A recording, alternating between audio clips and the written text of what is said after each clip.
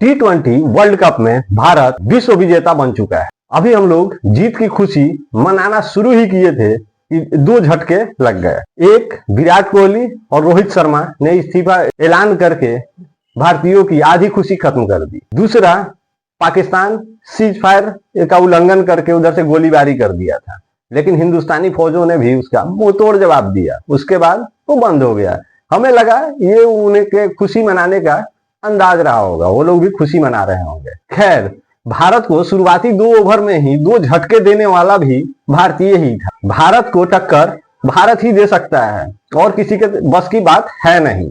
पर मीडिया वाले की भी देखिए, मीडिया में आ रहा था कि खड़गे और राहुल गांधी ने भारतीय टीम को बधाई दी। अरे साला, हम लोग भी तो बधाई दिए थे, हम लोग का नाम कहीं नहीं है, पूरा देश बधाई दे रहा है। इन सब के बीच दिल्ली में हमारे अरविंद केजरीवाल जी 3 दिन के सीबीआई रिमांड में जब कोर्ट गए, ईडी और सीबीआई वालों ने बता दिया कि हमारे पास पुख्ता सबूत है, इसको लेके 14 दिन के फिर न्यायिक हिरासत में चले गए हैं। उन्होंने अब सिसोदिया पे ठीकरा फोड़ना शुरू कर दिया है। अब इन 14 दिनों में सिसोदिया पे पूरा का पूरा ब्लेम डाला जाएगा। अब देखना यह है कि स्वीकार करते हैं या नहीं करते हैं। केजरीवाल जी अब फंसते फंसते नजर आ रहे हैं। और देखिए, दिल्ली में पानी के लिए लोग त्राहिमाम कर रहे थे और अब वही पानी से 11 लोगों की जान चली गई। दिल्ली में पानी की कमी नहीं है, पानी को उचित संरक्षण और उसके रख रखाव का व्यवस्था जरूरी है। दूसरा, दिल्ली में ही बिजली का करंट लगने से 5-6 लोगों की मौत हो चुकी है, वो भी कल ही। 11 लोग डूब के मर गए, 5-6 लोग बिजली के करंट खा के मर गए। ये सब इसलिए क्योंकि वहां का उचित व्यवस्था किसी भी चीज का नहीं है। कभी पानी के प्यास से लोग मर रहे हैं तो कभी बिजली से लोग मर रहे हैं, कभी बिजली के लिए त्रस्त रह रहे हैं तो कभी पानी के लिए व्यस्त और त्रस्त रह रहे हैं। तो ये सब देखिए, केजरीवाल जी का एक ही काम है, उन्हें भीख मांगना है। उनको आदत पड़ गई है भीख मांगने की, कुछ भी करना नहीं है। पानी है, उसको बचाना नहीं है। बिजली है, उसका सही से इस्तेमाल करना नहीं है। पर जब है नहीं तो रोना जरूरी है। अतः दिल्ली वालों, आप लोगों से विशेष अनुरोध है, आप लोग कम से कम इसे बचाइए। और ऐसे ऐसे मुख्यमंत्री रखिएगा तो ये भीख मांगेगा और आप लोगों को प्यासा और बिजली से ही मारेगा। खैर चलिए, तो दिल्ली की बात हो गई। दिल्ली में तो ये भीख मांगने वाला सिलसिला हमेशा चलता ही रहता है। जब से केजरीवाल आए हैं भीख ही मांग रहे हैं। केजरीवाल जब तक नहीं थे, देखिए दिल्ली हर चीज में परिपूर्ण था, कभी कुछ मांगा नहीं, भले ही सरकार वहां कांग्रेस की रही हो, उससे फर्क नहीं पड़ता है।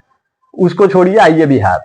और बिहार में देखिए, यहाँ पे भी भूचाल मचा हुआ है। विपक्षी पार्टियों के हाथ बटेर लग गया है और उसका ये लोग खूब इस्तेमाल कर रहे हैं। कहीं लवली आनंद जी ने कहा था कि राजनेता का बेटा राजनेता ही बनेगा, कोई किसान नहीं बनेगा। इसमें गलत कहने वाला कोई बात नहीं था। इसका गलत अर्थ लगाने के लिए आप बहुत कुछ लगा सकते हैं। उन्होंने यही बात कहा था कि मान लीजिए उसका परिवार अगर बिजनेसमैन है तो उसका बेटा भी बिजनेसमैन बनेगा। और ये सब बात इसलिए कहा गया था कि नीतीश कुमार जी के सुपुत्र राजनीति में कदम रखने वाले हैं। तो एक चर्ची का बेटा दूसरा महाचर्ची होगा, उसे सत्ता दे के उसे सीएम बना के बिहार का और गर्त होने वाला है, दुर्गति होगा। अतः पार्टी में बहुत काबिल लोग हैं, किसी और को मुख्यमंत्री बनाया जाए।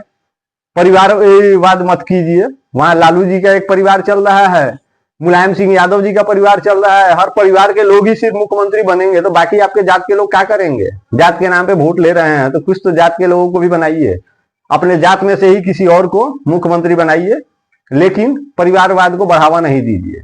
नेता बनाइए, नेता बनना अच्छी बात है, नेता बन रहे हैं बनाइए, लेकिन मुख्यमंत्री मत बनाइए। और विपक्षी पार्टियों से कहना चाह रहे हैं कि बहुत से मुद्दे हैं बिहार में उठाने के लिए, कि हर जगह फालतू का मुद्दा उठा के कोनो फायदा वाला बात है नहीं। आप कह रहे हैं किसान का अपमान हुआ है, किसान का कोई अपमान नहीं हुआ। किसान का अपमान तो साला शुरू से होता रहा है और होता भी रहेगा। इन सभी बातों का एक ही सारांश है कि हमें वर्ल्ड कप में खुशी मिली, उसे कम कर दिया रोहित और विराट के इस्तीफा ने। दिल्ली में सब चीज उपलब्ध है, लेकिन उसका हम लोग इस्तेमाल नहीं कर पा रहे हैं, दुरुपयोग हो जा रहा है। बिहार में नेता का बेटा ही नेता बनेगा, अच्छी बात है। मुख्यमंत्री का बेटा ही मुख्यमंत्री बने, ये जरूरी नहीं है। अतः आप सभी अपना प्यार आशीर्वाद बनाए रखें। बाकी जय सिया राम।